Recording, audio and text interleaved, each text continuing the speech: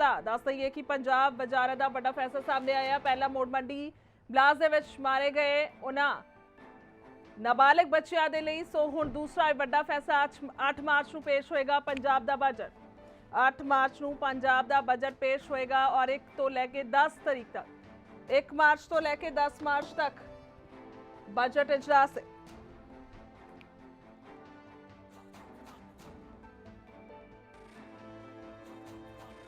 फैसला इस वेले दी बड़ी खबर और फैसला जिहड़ा है वो शुरू होंदे ही कह सकते थोड़ी देर बाद ही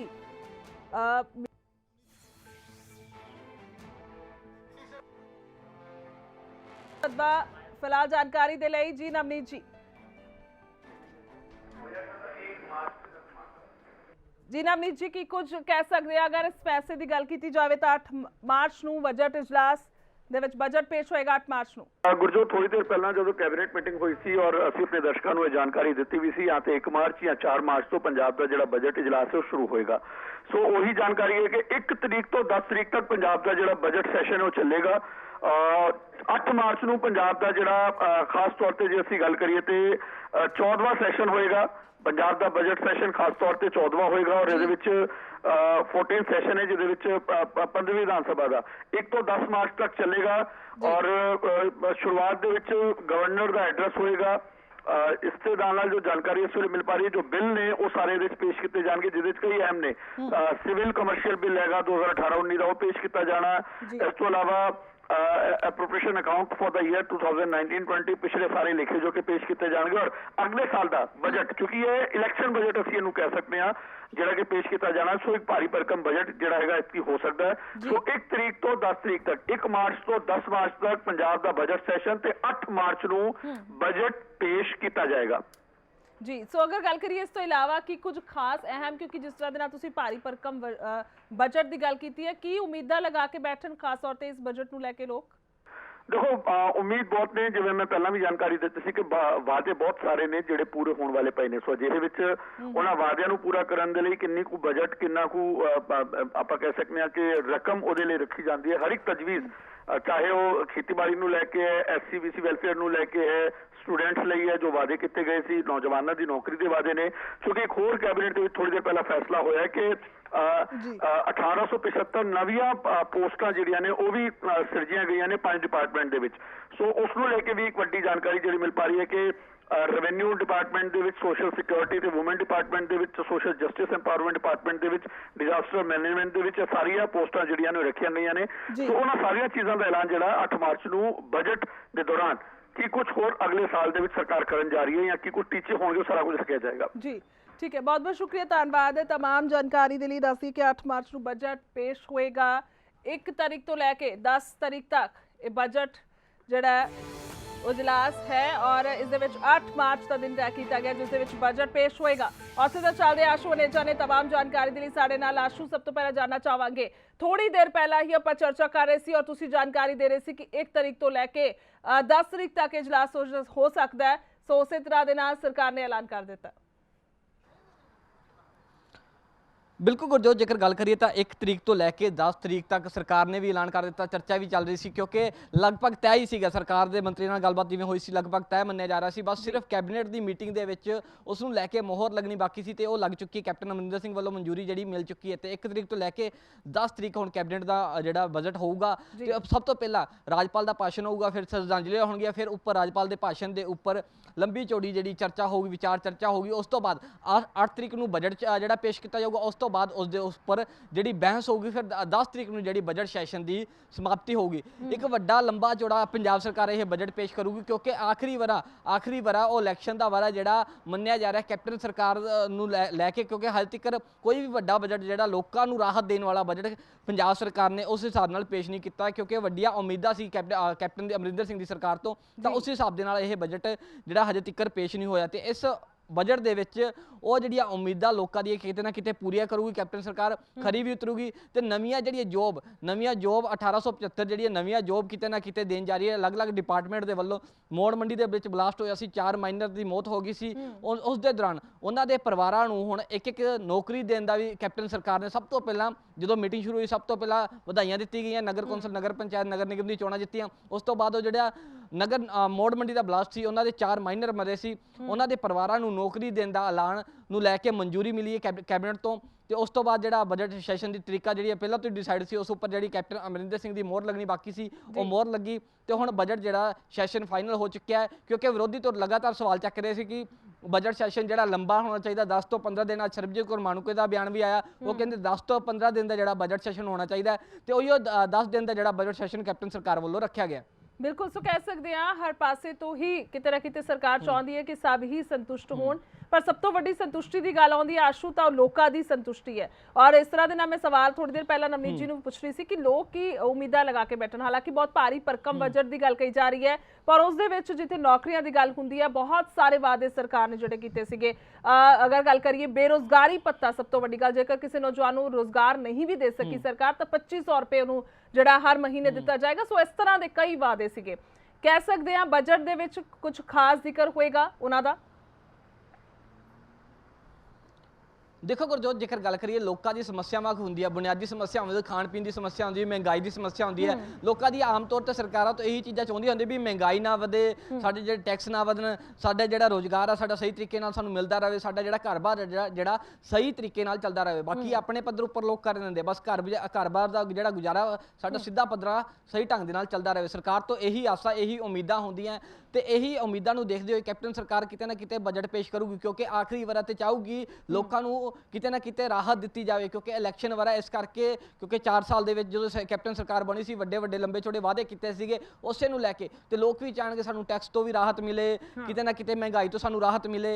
जो बेरोजगारी दा वादा कीता सी, घर घर रोजगार दा वादा कीता सी, उस नूं लैके भी क्योंकि कैप्टन सरकार ने कोई ना कोई लोकां नूं राहत देनी है। बेरोजगारी भत्ते दी हजे गल तां नहीं होई बजट सैशन दे विच, हो सकदा कुछ ना कुछ उस दे विच प्रावधान जिहड़ा बजट सैशन दे दौरान रखिया जावे जो बेरोजगारी भत्ता देना है, क्योंकि कैप्टन सरकार ने कहा सी सारे वादे पूरे करनगे। स्मार्टफोन दिते पर छोटे पद्धर उपर दिते, किसानां दा कर्जा माफ होया पर छोटे पद्धर उपर होया, ते हुण बेरोजगारी भत्ता जिहड़ा नौजवानां नूं कहंदे नौकरी दित्ती है, पर उस लेवल दी जिहड़ियां नौकरियां नहीं दित्तियां गईयां, क्योंकि घर घर रोजगार की गल हुई सी। पर हजे भी पंजाब च जेकर निगाह मारीए पंजाब च जाइए तां नौकरी बहुत घੱਟ लोकां नूं जिहड़ी कैप्टन सरकार की जिहड़ी नौकरी है मिली होगी। स्मार्टफोन बहुत घੱਟ लोकां नूं मिले होणगे, क्योंकि हरेक जिहड़े नौजवान नूं स्मार्टफोन की देण की गल कीती गई सी, ते हरेक उस नौजवान नूं रोजगारी बेरोजगारी भत्ता देने की गल की गई सी।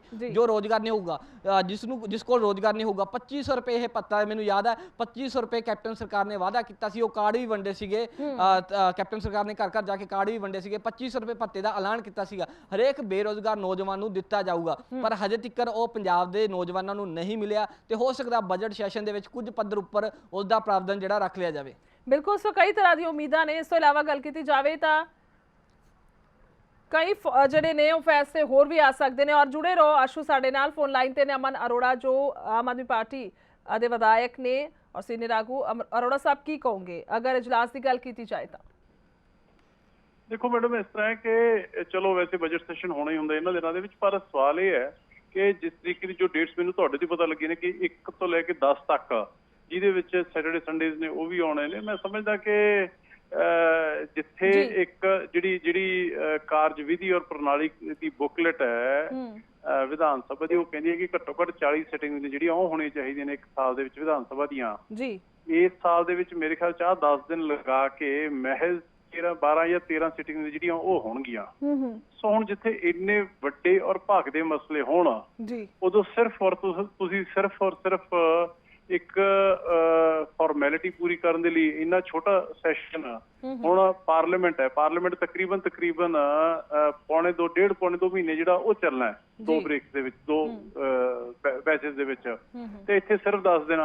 सो बहुत अनफॉर्चुनेट है जी। और असीं पहले लंबे समय तो पहले भी कहते आ रहे हैं कि जिहड़े जिन्ना भी है ये लाइव टेलीकास्ट जिहड़ा होना चाहिए, क्योंकि मीडिया जिहड़ा कि चौथा पिलर है डेमोक्रेसी दा, इहदे जरिए लोकां नूं देखण नूं मिले कि उत्थे किहड़ी पार्टी किहड़ा लीडर की गलबात करते हैं, कोई लोकां दे काम दी, लोकां दे मतलब दी, लोकां दे मुद्दे दी, मसलियां दी कोई गल भी करदा है, या सिर्फ और सिर्फ एक दूजे नूं ताने मेहने दे के वो वापस घरां नूं मुड़े आउंदे ने। पर सरकार दे कन्नां दे उपर जूं नहीं सरकदी यही, क्योंकि पता है कि करना तो अंदर कुछ हुंदा नहीं हैगा। साडे सवालों का साडे सवाल साडे नहीं हैगे, वो लोकां दे ही सवाल हुंदे ने, उन्हां दा जवाब इन्हां कोल कोई नहीं हुंदा हैगा। इस करके ना लाइव करना ते सिर्फ और सिर्फ महज कुछ दिनों की फॉर्मैलिटी पूरी करके बंद कर देंगे। मैं समझदा कि यह हौली हौली एक मिठा जहर है जिहड़ा, स्वीट पॉइजन है जिहड़ा ਉਹ ਡੈਮੋਕ੍ਰੇਸੀ ਨੂੰ, ਲੋਕਤੰਤਰ ਨੂੰ ਦਿੱਤਾ ਜਾ ਰਿਹਾ ਹੈ। ਜੀ ਅਮਨ ਜੀ, ਕੀ ਲੱਗਦਾ ਹੈ ਕਿੰਨੇ ਦਿਨ ਹੋਣਾ ਚਾਹੀਦਾ ਸੀਗਾ ਇਜਲਾਸ? 10 ਦਿਨ ਨਾ ਕਾਫੀ? ਔਰ ਇਹ ਵੀ ਜਾਨਣਾ ਚਾਹਾਂਗੇ, ਅਗਰ ਆਖਰੀ ਇਸ ਬਜਟ ਦੀ ਗੱਲ ਕਰੀਏ ਸਰਕਾਰ ਦੀ, ਤਾਂ ਕੀ ਉਮੀਦਾਂ ਲਾ ਕੇ ਬੈਠਣ ਲੋਕ? ਮੈਡਮ, ਉਮੀਦਾਂ ਤਾਂ ਲੋਕਾਂ ਦੀਆਂ ਉਹੀ ਨੇ ਜਿਹੜੀਆਂ ਇਹਨਾਂ ਨੇ ਮੈਨੀਫੈਸਟੋ ਦੇ ਵਿੱਚ ਵਾਅਦੇ ਕੀਤੇ ਸੀਗੇ। ਮੈਂ ਸਮਝਦਾ ਕਿ ਜਿਹੜੀ ਮੈਂ ਤੁਹਾਨੂੰ ਦੱਸਿਆ ਕਿ ਕਿਤਾਬ ਕਹਿੰਦੀ ਹੈ ਕਿ ਘੱਟੋ ਘੱਟ 40 ਦਿਨ, ਚਲੋ 40 ਦਿਨ ਨਾ ਸੀ, 35 ਕਰ ਲਓ, 30 ਕਰ ਲਓ, 25 ਕਰ ਲਓ, ਘੱਟੋ ਘੱਟ 25-30 ਦਿਨ ਦਾ ਸੈਸ਼ਨ ਤਾਂ ਹੋਣਾ ਚਾਹੀਦਾ ਸੀਗਾ। ਔਰ ਸਵਾਲ ਇਹ ਹੈ ਕਿ 4 ਸਾਲਾਂ ਦਾ ਲੇਖਾ ਜੋਖਾ ਹੈ ਜਿਹੜਾ, ਉਹ ਸਰਕਾਰ ਨੂੰ ਇਸ ਸਮੇਂ ਲੋਕਾਂ ਦੀ ਕਚਹਿਰੀ ਦੇ ਵਿੱਚ ਰੱਖਣਾ ਚਾਹੀਦਾ ਹੈ ਜੀ। ਤੇ ਆਉਣ ਵਾਲੇ 1 ਸਾਲ ਦੇ ਵਿੱਚ ਕਿਵੇਂ ਬਾਕੀ ਦੇ ਰਹਿੰਦੇ ਜਿਹੜੇ ਪੂਰੇ ਕਰਨਗੇ, ਉਹਦੇ ਬਾਰੇ ਕੋਈ ਬਲੂਪ੍ਰਿੰਟ ਹੈ ਜਿਹੜਾ ਉਹ ਦੇਣਾ ਚਾਹੀਦਾ ਹੈ। ਪਰ ਕਰਨਾ ਕਰਾਉਣਾ ਕੁਛ ਹੁੰਦਾ ਨਹੀਂ, ਸਿਰਫ ਔਰ ਸਿਰਫ ਇਹ ਫਾਰਮੈਲਿਟੀ ਪੂਰੀ ਹੋ ਰਹੀ ਹੈ। ਜੇ ਮੇਰੇ ਖਿਆਲ ਚ ਕਨਸਟੀਟਿਊਸ਼ਨ ਦੇ ਵਿੱਚ, ਸੰਵਿਧਾਨ ਦੇ ਵਿੱਚ ਇਹ ਨਾ ਲਿਖਿਆ ਹੋਵੇ ਕਿ 6 ਮਹੀਨਿਆਂ ਦੇ ਵਿੱਚ ਇੱਕ ਵਾਰੀ ਵਿਧਾਨ ਸਭਾ ਮਿਲੇਗੀ, ਵਿਧਾਨ ਸਭਾ ਬੈਠੇਗੀ, ਤੇ ਸ਼ਾਇਦ 5 ਸਾਲਾਂ ਦੇ ਵਿੱਚ ਹੀ ਸਰਕਾਰ ਇੱਕ ਦਿਨ ਲਈ ਵਿਧਾਨ ਸਭਾ ਬੁਲਾਵੇ ਤੇ ਬਾਕੀ ਟਾਈਮ ਬੁਲਾਵੇ ਨਾ। ਜੀ ਠੀਕ ਹੈ ਅਮਨ ਜੀ, ਬਹੁਤ ਬਹੁਤ ਸ਼ੁਕਰੀਆ, ਧੰਨਵਾਦ ਹੈ ਜੁੜਨ ਦੇ ਲਈ। ਸੋ ਲਗਾਤਾਰ ਜਾਣਕਾਰੀ ਆਸ਼ੂ ਵੀ ਸਾਨੂੰ ਦੇ ਰਹੇ ਨੇ। ਆਸ਼ੂ, ਗੱਲ ਕੀਤੀ ਜਾਵੇ ਤਾਂ ਜਿੱਥੇ ਇਜਲਾਸ ਨੂੰ ਲੈ ਕੇ ਐਲਾਨ ਹੋ ਚੁੱਕਿਆ, ਇਸ ਤੋਂ ਇਲਾਵਾ ਕੋਈ ਹੋਰ ਖਾਸ ਫੈਸਲਾ ਆਇਆ ਸਰਕਾਰ ਦਾ?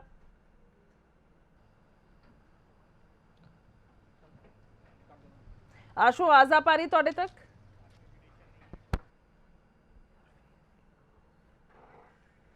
ਸੋ ਵੱਡੀ ਖਬਰ ਲਗਾਤਾਰ, ਔਰ ਜੁੜਦੇ ਆਸ਼ੂ ਦੇ ਨਾਲ ਵੀ ਪੰਜਾਬ ਵਜ਼ਾਰਤ ਦਾ ਇਹ ਵੱਡਾ ਫੈਸਲਾ ਸਾਹਮਣੇ ਆਇਆ। 8 ਮਾਰਚ ਨੂੰ ਦੱਸਦੀਏ ਕਿ ਪੇਸ਼ ਹੋਏਗਾ ਪੰਜਾਬ ਦਾ ਬਜਟ। 8 ਮਾਰਚ ਨੂੰ ਪੇਸ਼ ਹੋਏਗਾ। 1 ਤੋਂ ਲੈ ਕੇ 10 ਮਾਰਚ ਤੱਕ ਬਜਟ ਇਜਲਾਸ ਚੱਲੇਗਾ।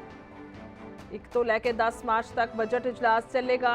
ਵੱਡੀ ਖਬਰ ਇਸ ਵੇਲੇ ਦੀ, ਪੰਜਾਬ ਵਜ਼ਾਰਤ ਦਾ ਵੱਡਾ ਫੈਸਲਾ ਸਾਹਮਣੇ ਆ ਚੁੱਕਿਆ। ਦੱਸਦੀਏ ਕਿ 1 ਤੋਂ ਲੈ ਕੇ 10 ਮਾਰਚ ਤੱਕ ਇਜਲਾਸ ਚੱਲੇਗਾ ਔਰ ਉਸ ਦੇ ਵਿੱਚ 8 ਮਾਰਚ ਨੂੰ ਬਜਟ ਪੇਸ਼ ਹੋਵੇਗਾ। 8 ਮਾਰਚ ਨੂੰ ਬਜਟ ਪੇਸ਼ ਹੋਏਗਾ ਔਰ ਖਾਸ ਤੌਰ ਤੇ ਇਸ ਬਜਟ ਦੀ ਗੱਲ ਕਰੀਏ ਤਾਂ ਉਮੀਦਾਂ ਕਈ ਨੇ, ਕਿਉਂਕਿ ਸਰਕਾਰ ਦਾ ਅਖੀਰਲਾ ਬਜਟ ਇਸ ਸਰਕਾਰ ਦਾ, ਔਰ ਉਸ ਤੋਂ ਬਾਅਦ ਕਈ ਉਮੀਦਾਂ ਲੋਕ ਲਗਾ ਕੇ ਬੈਠੇ ਨੇ। ਜੋ ਵਾਅਦੇ ਕੀਤੇ ਗਏ ਸੀ ਉਹਨਾਂ ਨੂੰ ਕਿਸ ਤਰ੍ਹਾਂ ਦੇ ਨਾਲ ਪੂਰਾ ਕੀਤਾ ਜਾਏਗਾ। 1 ਮਾਰਚ ਤੋਂ ਲੈ ਕੇ 10 ਮਾਰਚ ਤੱਕ ਪੰਜਾਬ ਦਾ ਇਹ ਬਜਟ ਇਜਲਾਸ। ਸੋ ਪੰਜਾਬ ਵਜ਼ਾਰਤ ਦਾ ਵੱਡਾ ਫੈਸਲਾ, ਪੰਜਾਬ ਵਜ਼ਾਰਤ ਦਾ ਵੱਡਾ ਫੈਸਲਾ। 8 ਮਾਰਚ ਨੂੰ ਪੇਸ਼ ਹੋਏਗਾ ਪੰਜਾਬ ਦਾ ਬਜਟ। ਖਾਸ ਤੌਰ ਤੇ ਗੱਲ ਕੀਤੀ ਜਾਵੇ ਤਾਂ ਕਾਫੀ ਅਹਿਮ ਰਹਿਣ ਵਾਲਾ ਅਗਰ ਹਾਲਾਤਾਂ ਨੂੰ ਵੇਖੀਏ, ਮਹਿੰਗਾਈ ਦੀ ਗੱਲ ਕਰੀਏ, ਬੇਰੁਜ਼ਗਾਰੀ ਦੀ ਗੱਲ ਕਰੀਏ, ਵੱਖ-ਵੱਖ ਵਿਭਾਗਾਂ ਦੀਆਂ ਉਮੀਦਾਂ ਦੀ ਗੱਲ ਕਰੀਏ, ਤਾਂ ਸਭ ਉਮੀਦਾਂ ਲਾ ਕੇ ਬੈਠੇ ਨੇ ਕਿ ਆਖਿਰਕਾਰ ਕਿਸ ਤਰ੍ਹਾਂ ਦੇ ਨਾਲ ਉਹਨਾਂ ਦੀਆਂ ਉਮੀਦਾਂ ਖਰੀਆਂ ਉਤਰਨਗੀਆਂ ਜਾਂ ਕੀ ਕੁਝ ਫੈਸਲੇ ਸਰਕਾਰ ਕਰੇਗੀ। ਅਹਿਮ ਰਹਿਣ ਵਾਲਾ ਹੈ। ਪਰ ਬਜਟ ਇਜਲਾਸ ਜਿਹੜਾ ਉਸ ਨੂੰ ਲੈ ਕੇ ਐਲਾਨ ਕਰ ਦਿੱਤਾ ਗਿਆ 1 ਮਾਰਚ ਤੋਂ ਸ਼ੁਰੂ ਹੋ ਕੇ 10 ਮਾਰਚ ਤੱਕ, ਔਰ ਕਹਿ ਸਕਦੇ ਆ ਭਰਪੂਰ ਹੰਗਾਮੇ ਹੋਣ ਦੀ ਵੀ ਉਮੀਦ ਹੈ। तो फोन लाइन ते ने श्रोमणी अकाली दल के विधायक हरिंदरपाल चंदूमाशरा जी चंदूमाशरा जी, की कहोगे इजलास को लेके ऐलान हो चुके हैं? देखो अजे तो ऐलान ही होया, प्रोग्राम की आउंदे ने, बिजनेस की रखते ने, वो सारियां गल्लां सामने आउणगियां। ज्यादा टिप्पणी तो उस तो बाद कर सकांगे, पर मैं एटलीस्ट निजी तौर पर कह सकदा भी घट्टो घट एटलीस्ट 14 सीटिंग्स तां बजट सैशन ਦੀਆਂ ਚਾਹੀਦੀਆਂ ਸੀ, ਤਾਂ ਕਿ ਅਸੀਂ ਆਪਣੇ ਹਲਕਿਆਂ ਦੀ ਬਜਟ ਤੇ ਖਾਸ ਤੌਰ ਤੇ ਉੱਤੇ ਜਿਹੜਾ ਕਿਸਾਨੀ ਦਾ ਇਸ਼ੂ ਇਸ ਸਮੇਂ ਦੇਸ਼ ਦੇ ਵਿੱਚ ਚੱਲ ਰਿਹਾ, ਉਹਦੇ ਸੰਦਰਭ ਵਿੱਚ ਫਿਰ EMPLOYEES ਦੇ ਮੁਲਾਜ਼ਮਾਂ ਦੇ ਐਡੇ ਵੱਡੇ ਫੈਸਲੇ ਮੁਲਾਜ਼ਮਾਂ ਦੇ ਸੰਦਰਭ ਵਿੱਚ ਸਰਕਾਰ ਨੇ ਲਿੱਤੇ ਆ। ਨਾ ਮੁਲਾਜ਼ਮ ਜਥੇਬੰਦੀਆਂ ਨੂੰ ਪੁੱਛਿਆ ਗਿਆ, ਨਾ ਪੰਜਾਬ ਦੀਆਂ ਸਿਆਸੀ ਪਾਰਟੀਆਂ ਨੂੰ ਪੁੱਛਿਆ ਗਿਆ। ਰੀਸਟਰਕਚਰਿੰਗ ਦਾ ਫੈਸਲਾ ਲੱਤਾ, ਧੜਾ ਮੁਲਾਜ਼ਮਾਂ ਦੀਆਂ ਪੋਸਟਾਂ ਉੱਥੋਂ ਅਬੋਲਿਸ਼ ਕਰਤੀਆਂ ਤੇ ਉਹਦੇ ਬਾਰੇ ਕਿਸੇ ਨੂੰ ਵੀ ਕੌਨਫੀਡੈਂਸ ਵਿੱਚ ਨਹੀਂ ਦਿੱਤਾ ਗਿਆ, ਨਾ ਵਿਧਾਨ ਸਭਾ ਨੂੰ, ਲਾਅ ਮੇਕਰਸ ਨੂੰ, ਤੇ ਨਾ ਹੀ ਮੁਲਾਜ਼ਮ ਜਥੇਬੰਦੀਆਂ ਨੂੰ। ਤੇ ਫਿਰ ਕੇਂਦਰ ਸਰਕਾਰ ਤੇ ਪੰਜਾਬ ਸਰਕਾਰ ਦੇ ਰਵੱਈਏ ਦੇ ਵਿੱਚ ਕੀ ਆਪਾਂ ਫਰਕ ਕੱਢਾਂਗੇ? ਸੋ ਇਸੇ ਤਰੀਕੇ ਦੇ ਨਾਲ ਭਾਵੇਂ ਹੋਰ ਵਿਦਿਆਰਥੀਆਂ ਨਾਲ ਜੁੜੇ ਹੋਏ ਮਸਲੇ ਨੇ, ਭਾਵੇਂ ਕਿਸਾਨੀ ਨਾਲ ਜੁੜੇ ਹੋਏ ਕਰੋਨਾ ਕਾਲ ਦੇ ਮਸਲੇ ਨੇ। ਸੋ ਕਿਉਂਕਿ ਪਿਛਲੇ ਸਮੇਂ ਦੇ ਵਿੱਚ ਸਾਰਾ 2020 ਸੀ ਜਿਹੜਾ ਉਹ ਕਰੋਨਾ ਦੇ ਵਿੱਚ ਲੰਘਿਆ, ਇਸ ਲਈ ਕਈ ਇਸ਼ੂਜ਼ ਇਦਾਂ ਦੇ ਪੈਂਡਿੰਗ ਨੇ ਜਿਨ੍ਹਾਂ ਤੇ ਸਰਕਾਰ ਨੂੰ ਜਵਾਬ ਦੇਣਾ ਚਾਹੀਦਾ। ਸੋ ਇਹ ਬਜਟ ਸੈਸ਼ਨ ਸੀ ਜਿਹੜਾ ਇਹ ਜ਼ਰੂਰ ਲੰਬਾ ਰੱਖਣਾ ਚਾਹੀਦਾ ਸੀ ਤਾਂ ਕਿ ਖੁੱਲ੍ਹ ਕੇ ਉਹਨਾਂ ਤੇ ਡਿਸਕਸ਼ਨ ਹੋ ਸਕੇ।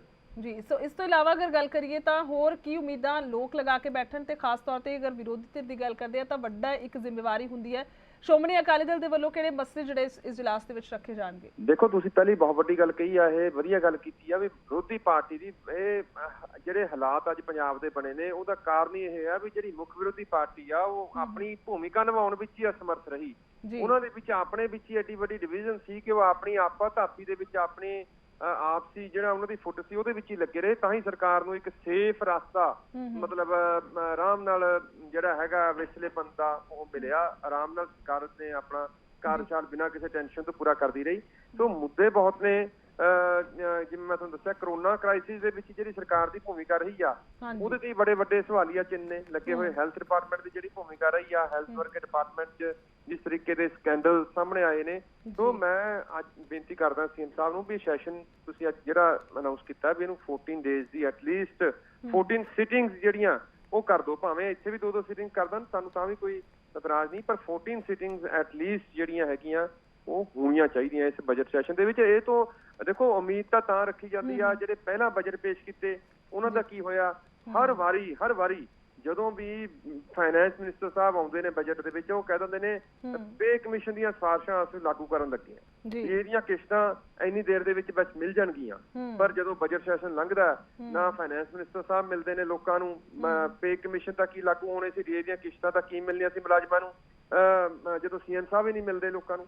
ਤੇ ਉਹ ਕਹਿਣ ਦੀਆਂ ਗੱਲਾਂ ਵੀ ਜਿਹੜੇ ਪਿਛਲੇ ਜਿਹੜੇ 4 ਬਜਟ ਪੇਸ਼ ਕੀਤੇ ਨੇ ਉਹਨਾਂ ਦਾ ਹੀ ਨਹੀਂ ਅਜੇ ਤੱਕ ਪਤਾ ਲੱਗਿਆ ਵੀ ਉਹਨਾਂ ਚੋਂ ਇਹਨਾਂ ਨੇ ਕਿੰਨੇ ਕੁ ਟਾਰਗੇਟ ਅਚੀਵ ਕੀਤੇ ਨੇ ਤੇ ਕੀ ਕੀਤਾ। ਏਦਾਂ ਹੀ ਗਵਰਨਰ ਐਡਰੈਸ ਸੀ ਜਿਹੜਾ ਤੁਸੀਂ ਪਹਿਲਾ ਗਵਰਨਰ ਐਡਰੈਸ ਚੱਕ ਲਓ ਤੇ ਉਹਦੇ ਵਿੱਚੋਂ ਸਿਰਫ ਉਹ ਇੱਕ ਭਾਸ਼ਣ ਹੀ ਸੀ ਤੇ ਕੋਈ ਇੱਕ ਵੀ ਆਪਣਾ ਟਾਰਗੇਟ, ਕੋਈ ਇੱਕ ਵੀ ਉਸ ਭਾਸ਼ਣ ਦਾ ਵਿਜ਼ਨ ਸੀ ਜਿਹੜਾ ਇਹਨਾਂ ਨੇ ਅਡਾਪਟ ਕੀਤਾ, ਕੋਈ ਇੱਕ ਵੀ ਉਸ ਅਚੀਵਮੈਂਟ ਆਪਣੀ ਜਿਹੜੀ ਉਹਨਾਂ ਨੇ ਉਸ ਸੰਦਰਭ ਵਿੱਚ ਪੂਰੀ ਕੀਤੀ ਹੋਵੇ ਆਪਣੇ ਗਵਰਨਰ ਐਡਰੈਸ ਦੇ ਵਿੱਚ, ਉਹ ਦੱਸ ਦੇਣ। ਤੇ ਫਿਰ ਹੁਣ ਵਾਲੇ ਗਵਰਨਰ ਐਡਰੈਸ ਤੇ ਬਜਟ ਸੈਸ਼ਨ ਤੋਂ ਤਾਂ ਅਸੀਂ ਕੀ ਉਮੀਦਾਂ ਰੱਖਾਂਗੇ? ਬਲਕਿ ਇਹਨਾਂ ਨੂੰ ਤਾਂ ਪਿਛਲੇ ਜਿਹੜੇ ਬਜਟ ਸੈਸ਼ਨ ਨੇ ਬਜਟ ਪੇਸ਼ ਕੀਤੇ ਨੇ ਉਹਨਾਂ ਦੇ ਜਵਾਬ ਦੇਣਾ ਚਾਹੀਦਾ ਵੀ ਕੀ ਅਚੀਵ ਕੀਤਾ ਸੀ ਉਹਨਾਂ ਵਿੱਚੋਂ।